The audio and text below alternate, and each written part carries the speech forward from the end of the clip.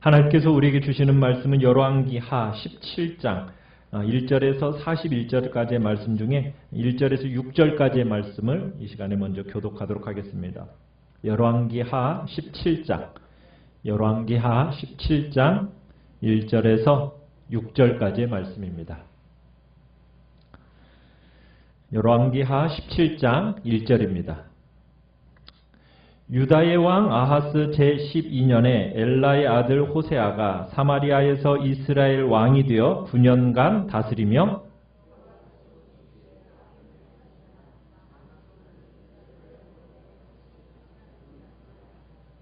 아수르 왕 살만에셀이 올라오니 호세아가 그에게 종이 되어 조공을 드리더니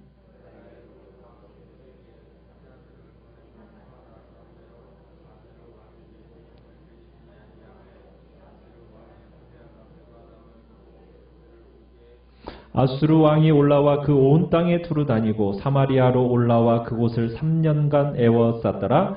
호세아 제9년에 아수르 왕이 사마리아를 점령하고 이스라엘 사람을 사로잡아 아수르로 끌어다가 고산 강가에 있는 할라와 하볼과 메대 사람의 여러 고을에 두었더라. 아멘. 오늘 말씀의 제목은 북이스라엘 마침내 멸망하다라는 제목으로 말씀을 나누고자 합니다. 우리가 지난 시간에 북이스라엘의 이제 예후 왕조가 마지막 스가랴를 통해서 멸망하면서 이제 끊임없이 반란과 반역의 이제 왕들이 등극하는 것을 보게 되었습니다. 어떻게 보면 이스라엘은 비참할 멸망이 이미 임했어야 되었어요. 그런데 하나님께서 이 이스라엘을 왜 지금까지 그 심판을 보류해 두시고 여기까지 끌고 오셨던 것일까? 그것은 하나님께서 그들의 선조들과 맺은 언약 때문입니다. 그들의 선조가 누구입니까? 이스라엘의 선조 누구와 하나님과 이스라엘과 맺은 언약 속에 맺은 그 선조 누구를 이야기하는 것겠습니까? 아브라함과 이삭과 그리고 야곱이죠. 그러니까 하나님께서 북왕국 이스라엘 이 아브라함과 이삭과 그리고 야곱과 맺으신 그 언약 때문에 이 북이스라엘이 아직까지 존재할 수 있었던 거예요. 하나님은 참 무던히도 참으셨습니다. 때로는 선지자들을 보내시면서 말씀을 선포하셨죠.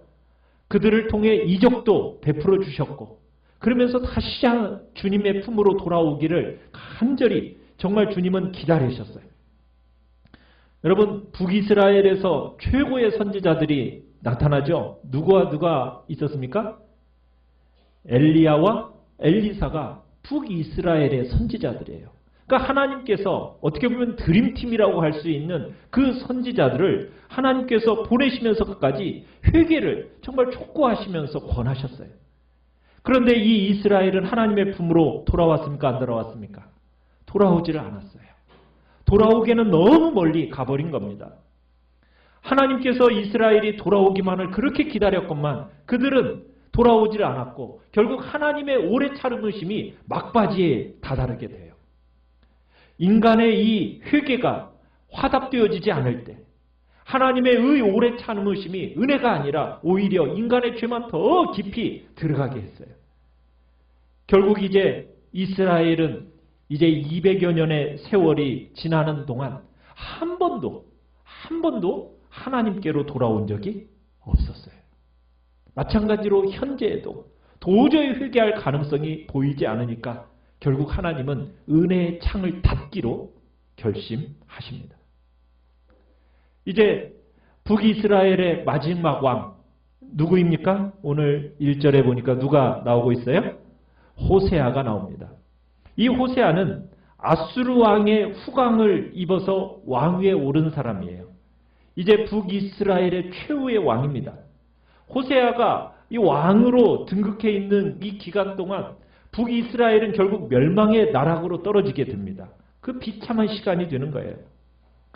반아수르 정책을 펼쳤던 그 선임이었던 이 베가 왕을 시해하고 왕위에 오른 사람이 이 호세아예요. 이 호세아가 처음 6년 동안은 이 아수르에게 착실하게 조공을 잘 바쳤습니다. 그러면서 자신의 권세도 유지하고 나라도 지켜나갔어요. 성경은 그렇게 얘기를 하고 있어요. 2절에 보시면은 여호와께서 보시기에 악을 행하기는 했는데 다만 그 전에 이스라엘 여러 왕들과는 같이 하지 아니하였더라. 그러니까 어떻게 보면은 다른 왕들보다는, 다른 지도자들보다는 조금 나았던 것 같아요. 근데 그 지도력의 진정한 평가는 다른 왕들과의 비교에 있는 게 아니죠. 누가 평가하시는 거예요? 하나님의 평가예요. 하나님. 평가는 상대적인 게 아닙니다. 하나님의 절대적인 기준에 따라서 결국 그 평가가 이루어지는 건데, 이 호세아에 대한 하나님의 평가는 여전히 뭐예요? 악하다는 거예요. 자신과 백성들이 확실한 회개와 그 방향을 전환하지 않으면 심판을 막을 수가 없는데, 이 호세아도 이걸 막을 수가 없었던 거예요. 결국 이 멸망의 원인은 호세아 왕 자신이 제공하게 되는데요. 호세아가 통치하는 그 기간 동안에 아수르의 정권이 바뀌게 됩니다. 아수르의 영광을 이뤄냈던 카리스마적인 지도자가 있는데 그 사람의 이름은 디글랏 빌레셀이에요. 이 사람이 주전 727년에 죽게 돼요. 그러면서 그의 아들 살만에셀이 왕위에 오르게 됩니다. 그런데 이 이스라엘하고 이 아수르하고 별로 이 선임자였던, 호세아의 선임자였던 베가 시대 때부터 별로 좋지가 않았어요. 그래서인지 살만에셀이라는 왕이 3절에 보면은 살만에셀이라는 왕이 군대를 이끌고 와서 이스라엘을 칩니다. 그러니까 호세아가 놀래가지고 항복하고 살만에셀에게 조공을 바쳐요.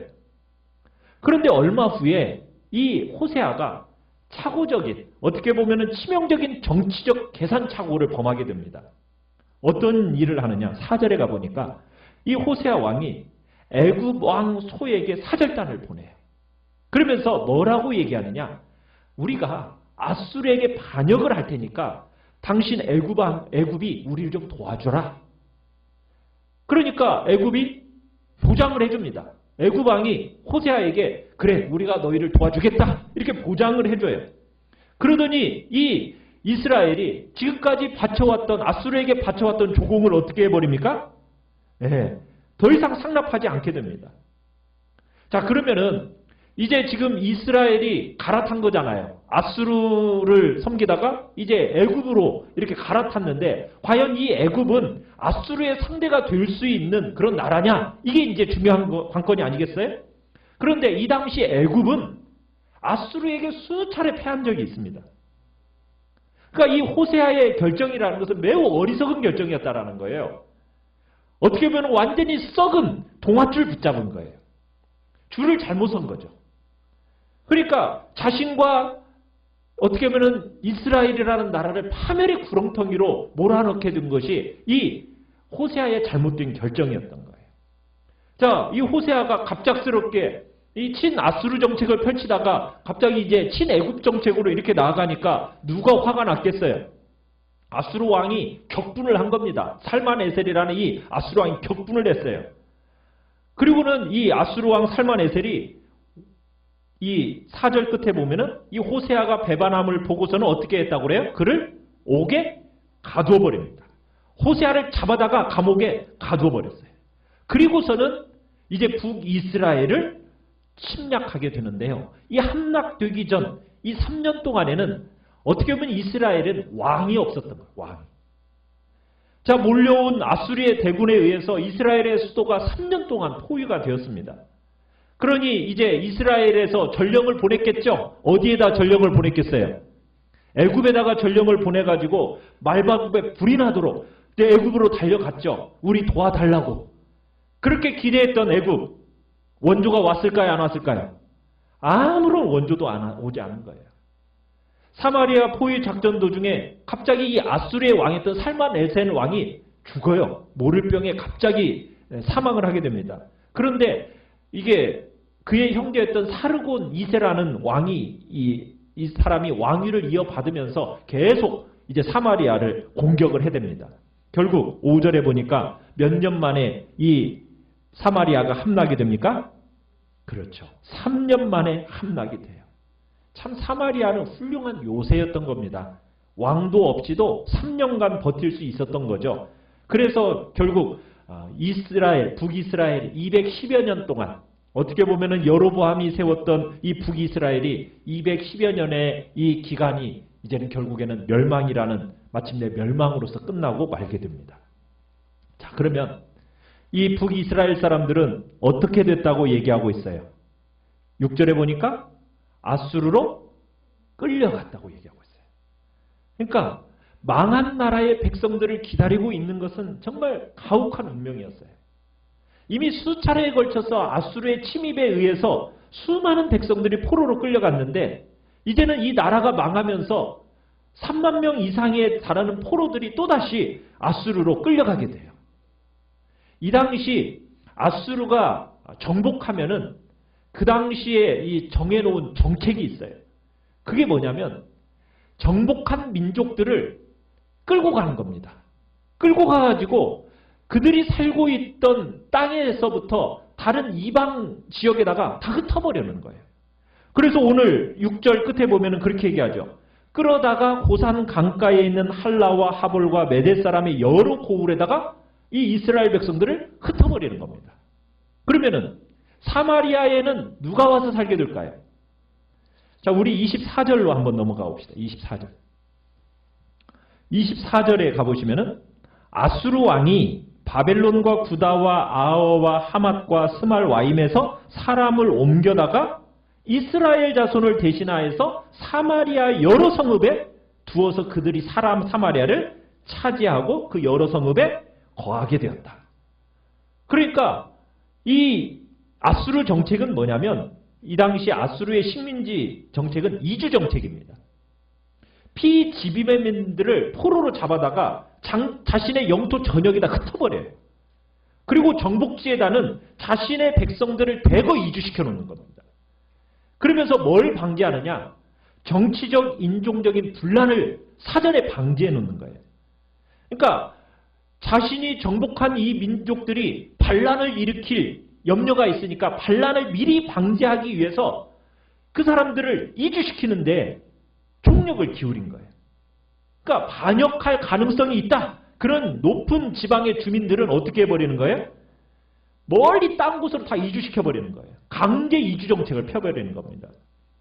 특별히 이스라엘 사람들 같은 경우는 더 그랬던 거예요. 강력한 민족성을 지닌 사람들이잖아요. 그러니까 이 응집력을 깨버리려야 되는 거예요. 또 고향 땅에 대한 애착이 강한 애국심을 가진 사람들이니까 자손대에 가서는 그 애국심마저도 아주 말살시켜버리기 위해서 이 정책을 펼친 거예요. 지배자 쪽에서는 매우 효과적인 정책이었겠죠. 그런데 당하는 피지배자 쪽에서는 어떤 겁니까? 너무나 가혹한 거예요. 그렇지 않습니까? 여러분 이 땅에다가 정말 자신의 삶을 생활의 기반들을 다 쌓아놨는데 그 하루아침에 그냥 송두리째 다 빼앗기고 모든 것들이 다 없어진 가운데 다른 나라로 그냥 쫓겨났다고 한번 생각해 보세요. 얼마나 참 힘들어요. 그곳에 가서 다시 아무것도 없는 가운데 맨 땅으로 시작해야 된다고 생각해 보세요. 언어도 통하지 않는 그런 지역에 가서 맨 땅에 시작한다는 거 정말 힘든 거 아니겠어요?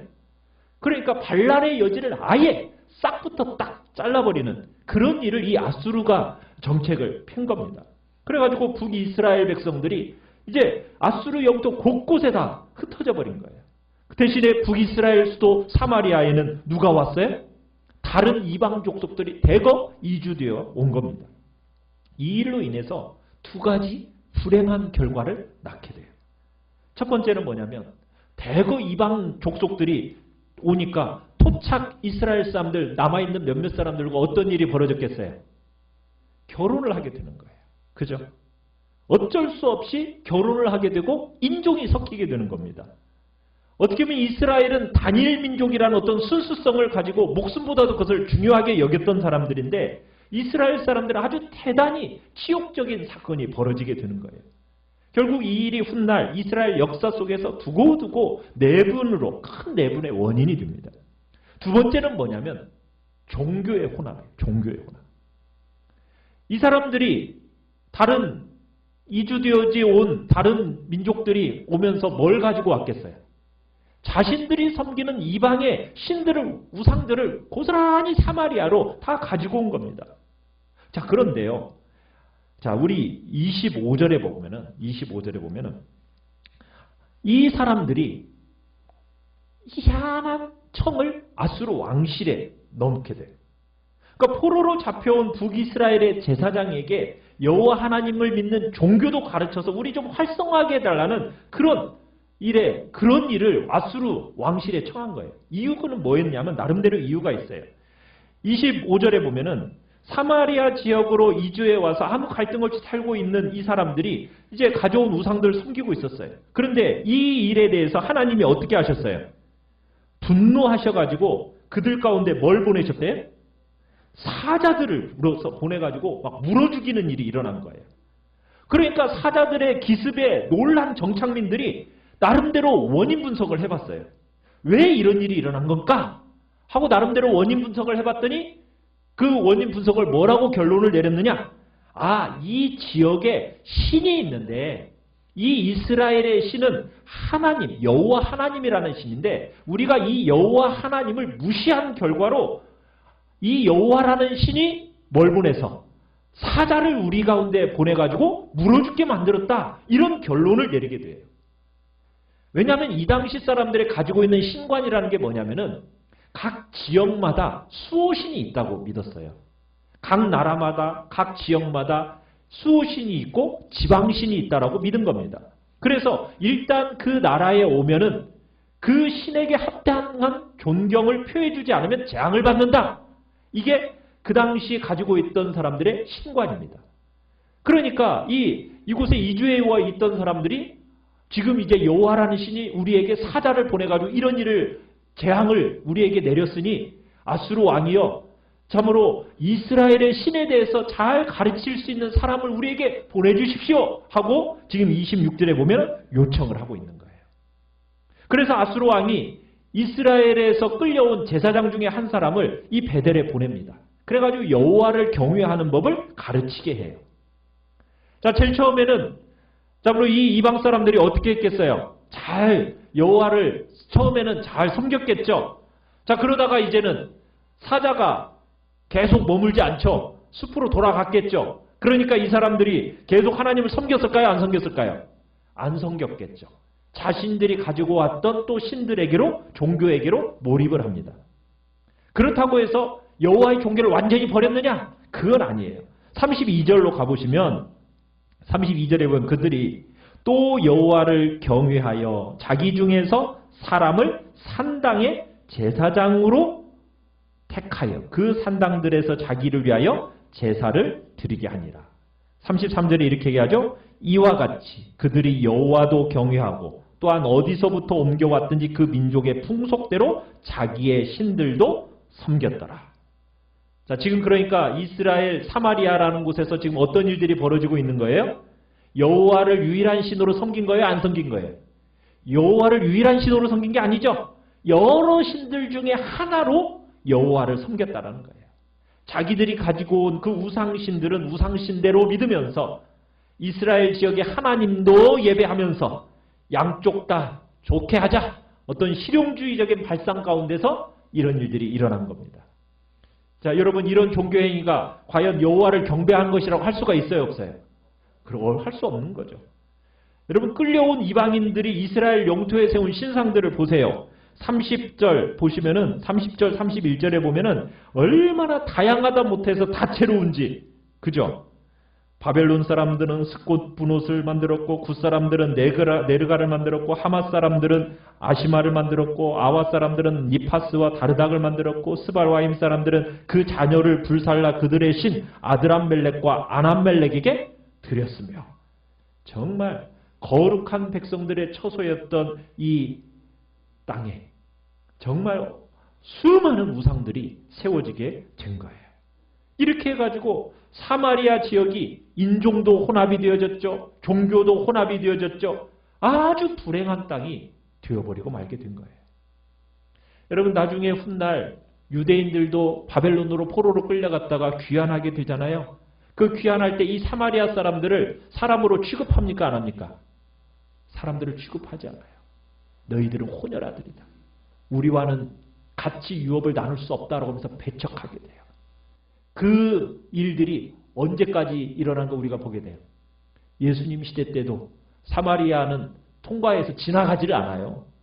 사마리아 사람들과는 상종을 안 합니다. 그렇죠? 그런데 그때 이제 예수님 때 수가성 여인 그 사마리아 지역을 예수님이 통과하시는 그런 일들이 일어나는 것이 우리가 이제 보게 되는 장면이에요. 여러분, 그렇다면 왜 이스라엘은 망하게 되었어요? 왜 망하게 되었을까요? 뭐 그 당시에 근동 정세를 감안할 때 이스라엘이 정말 어리석은 정말 정치적인 판단을 했던 거죠. 그죠? 그 결과 망하게 되었구나. 참 우리 결론을 그렇게 내릴 수 있지 않겠습니까?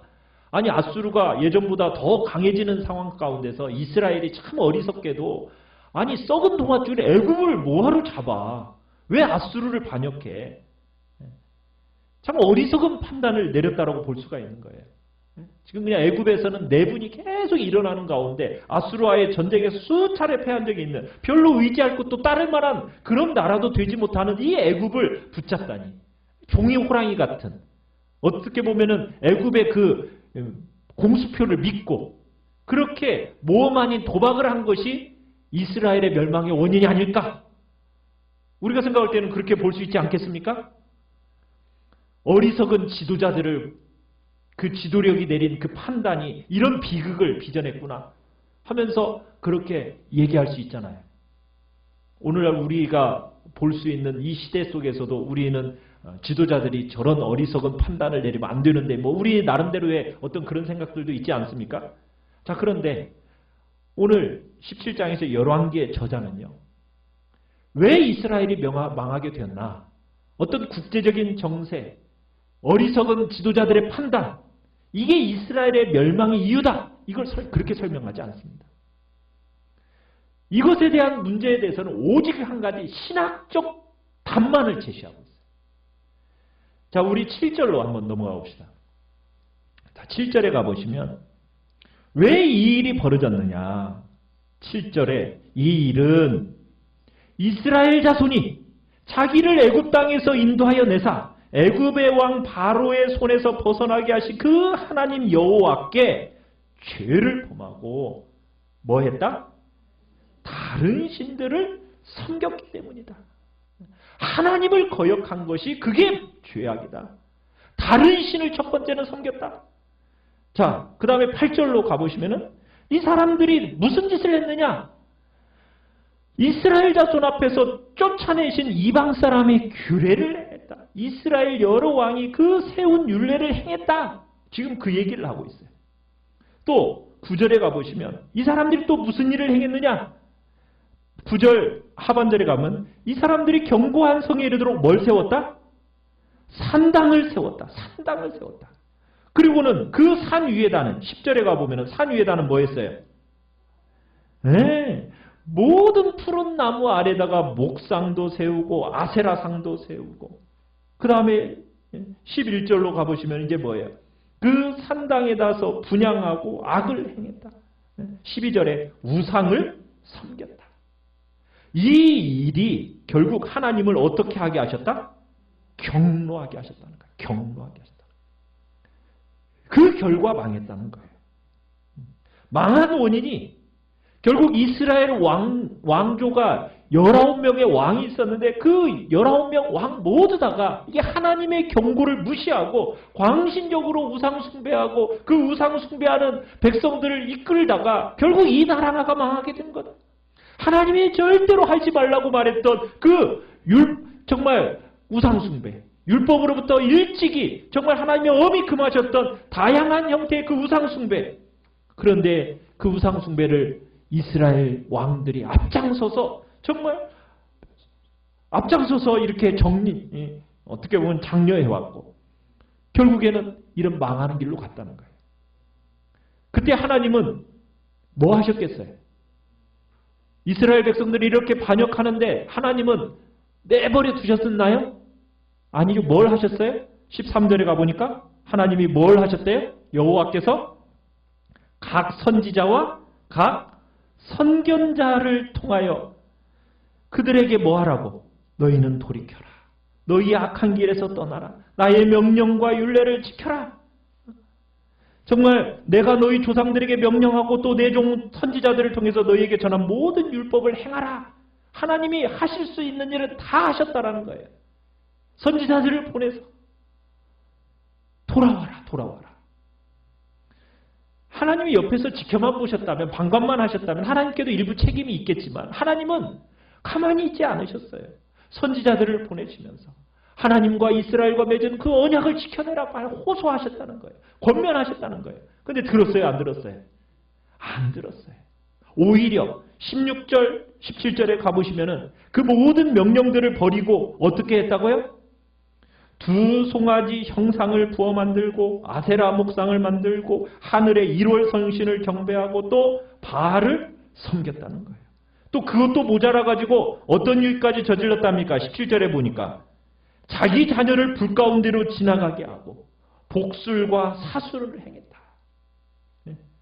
다양한 배교적인 행위를 이스라엘 백성들이 했다라는 거예요.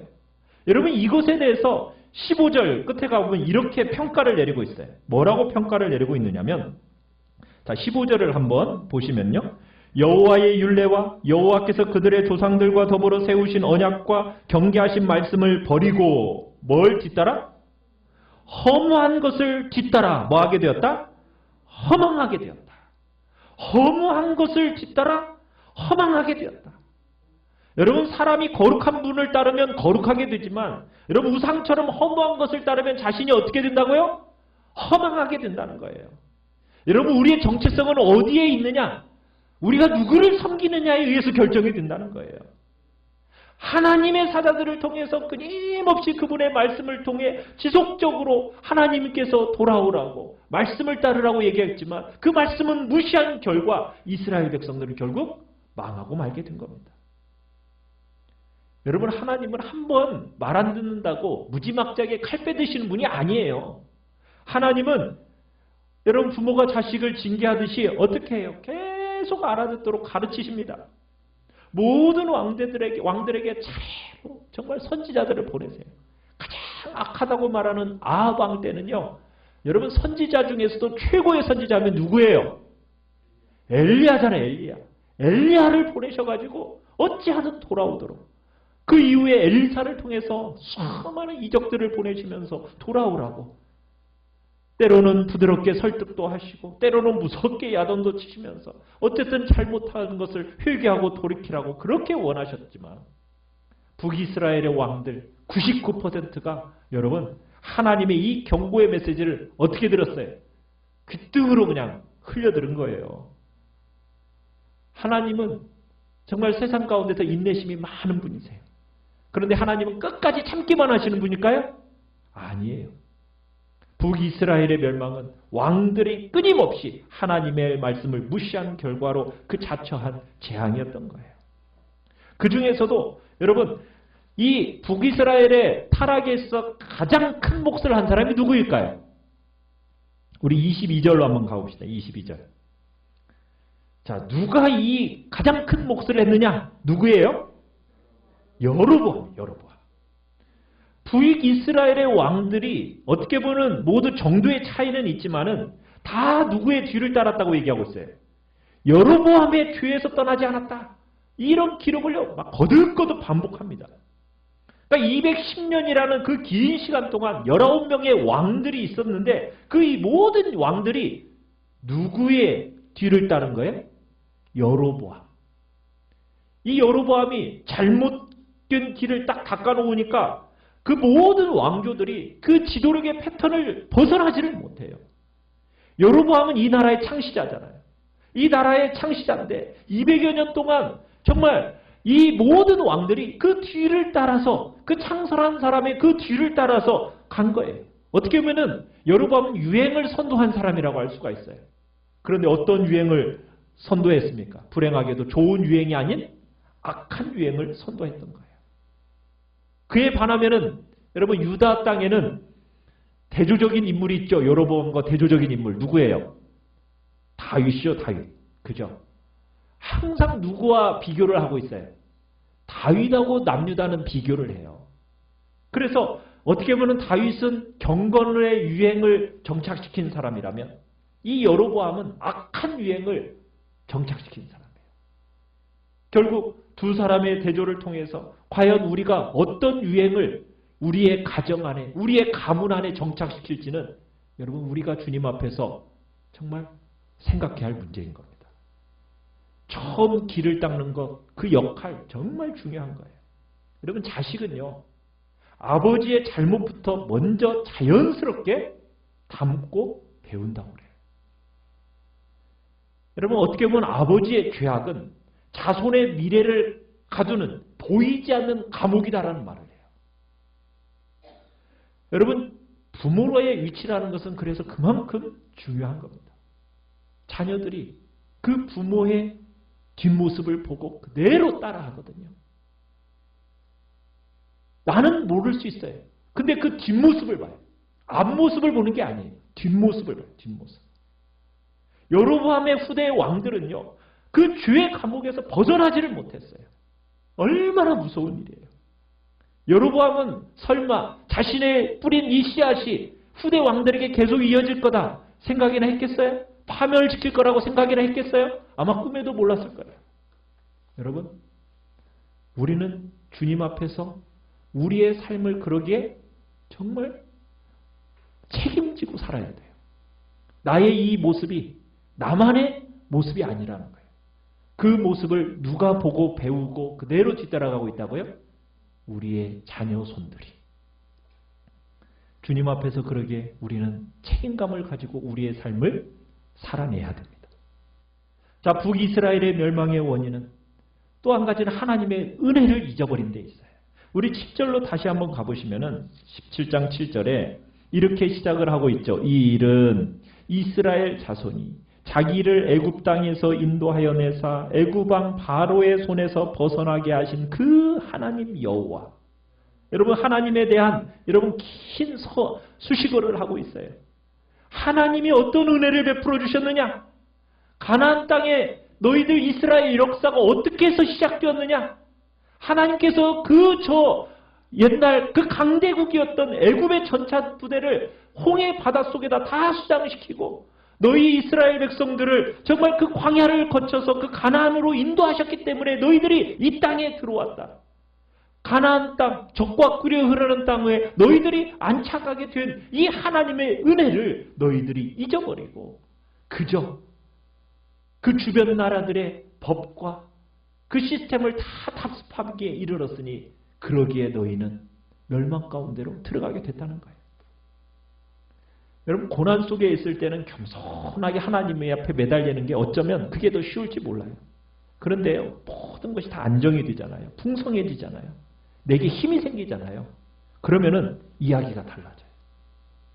하나님만 바라보고 살던 그 눈이 어떻게 되어져요? 자꾸 힐끗힐끗 옆으로 돌리기 시작하는 거예요. 여러분 북이스라엘은요. 남유다보다도 경제력이나 군사력에 있어서 더 강했던 족속입니다. 여로보암 2세 때 여러분 여로보암 2세 때는요. 국력이 절정에 달하는 최강국이 되었어요. 그런데요. 바로 그 부강함 때문에 이스라엘이 하나님을 점점 더 망각해버리게 된 거예요. 축복의 단맛에 취해버리니까 축복의 근원이신 하나님을 점점 잊어가 버린 거예요. 하나님을 무시해버린 그 백성들이 저지르지 못할 죄 뭐가 있었겠어요? 결국 이스라엘의 행위는 하나님을 크게 진노하기에 충분했고 결국 하나님께서 18절에 어떻게 하셨다고요? 여호와께서 이스라엘에게 심히 노하사 그들을 그의 앞에서 어떻게 하셨다? 제거하셨다. 쫓아내버리셨다는 거예요. 내쫓아셨다는 거예요. 결국 누구만 남게 됐어요? 유다 지파만 남게 되었다. 자, 그러면 과연 남은 유다는 이스라엘에 비해서 더 나았을까요? 더 낫지 못했을까요? 19절에 가보시면 이스라엘과 비교해 볼 때 유다도 별로 다를 바가 없다. 이렇게 표현하고 있어요. 북이스라엘에게 주어졌던 그 하나님의 명령, 남유다에게도 동일하게 주어졌는데 이 북이스라엘의 멸망을 보고 유다 지도자들과 백성들이 자신들도 멸망할 줄 알고 돌이켜야 되는데 돌이켰어요? 안 돌이켰어요? 똑같이 죄를 계속 지은 거예요. 결국 137년 만에 남유다도 외세의 침략으로 결국 비참하게 멸망을 당하고 말게 됩니다. 그나마도 이 남유다를 참으로 북이스라엘보다도 더 꽤 오랜 기간 잔존시켰던 이유는 뭐 때문이었겠어요? 다윗과의 맺은 언약 때문이었어요. 다윗과 맺은 언약. 그러면서 회개의 새로운 기회를 더 주셨어요. 자, 그런데 회개의 기회를 준 어떻게 보면 하나님께서 보너스로 주셨는데 그 보너스를 잘 사용해야 되는데 그 보너스를 가지고 어떻게 해요? 더 활용하지 못하고 계속 타락하다가 결국에는 바벨론의 손에 비참하게 멸망당하게 되는 것이 또 남유다입니다. 여러분, 우리에게 좋은 기회가 주어졌을 때 우리 축복의 파도를 타고 우리가 정신 차려야 되는 거예요. 내가 특별하게 나아서가 아니에요. 우리는 항상 하나님 앞에서 구제받을 도리가 없는 죄인이라는 것을 항상 기억하고 주님 앞에서 겸손한 자리에 서야 되는 것이 우리의 모습입니다. 열왕기 기자는 이스라엘의 멸망에 대해서 국제정세를 이야기하지 않습니다. 이스라엘의 망한 이유, 오직 무엇만 얘기하고 있어요? 하나님을 배반한 결과다. 이들의 죄를 드러내는 것이, 여러분, 열왕기 기자는 이 당시의 정황을 몰라서였겠습니까? 그걸 무시해서였겠어요? 아니죠. 그 누구보다도 이런 상황에 대해서 정확한 정보를 가지고 있는 사람이 이 열왕기 기자였어요. 그럼에도 불구하고 그가 이스라엘에게 망하게 된 이유는 뭐냐? 정치적 상황도 아니고 외교적인 어떤 오판도 아니다. 그걸 전혀 언급하지 않고 오직 무엇만을 얘기하고 있습니까? 신학적인 견해에서만 지금 비롯된 현상이라고 얘기하고 있어요. 이스라엘의 생존은 오직 하나님이 누구이고 어떤 분이신가를 아는가에 있다는 거예요. 그게 중요하다는 거예요. 하나님이 이 세상을 다스리시는 유일한 통치자시요, 어떤 신들과 비교할 수 없는 위대한 신이신데 온 세상을 주관하시고 통치하시는 분, 그 하나님을 잘 섬겼다라면 국제정세가 어떻게 흘러가건 그것과 상관이 없는 거예요. 하나님께서 돌보시고 보호하시면 그 나라는 영원한 겁니다. 우리는 이 나라와 이 민족을 생각하면서 우리는 그저 국제정세만을 바라보면서 우리는 이 나라와 이 민족에 대한 불안감을 가질 이유가 없습니다. 우리는 주님 앞에 어떠한 마음을 가져야 돼요? 오직 하나님 앞에서 내가 어떻게 설 것인가? 우리의 교회가 어떻게 서야 될 것인가? 한국 교회가 어떻게 서야 될 것인가? 여러분, 이것이 우리의 고민이 되어야 된다는 얘기예요. 이 역사적인 사실에서 우리는 교훈을 얻어서 우리는 더 힘써 하나님을 경건하게 섬겨야 됩니다. 그분 앞에 서서 하나님과 더 가까이 동행하려는 그 자리에 우리들이 서야 된다는 거예요. 오직 주님만. 저는 주님만 사랑하겠습니다. 주님만이 나의 왕이십니다.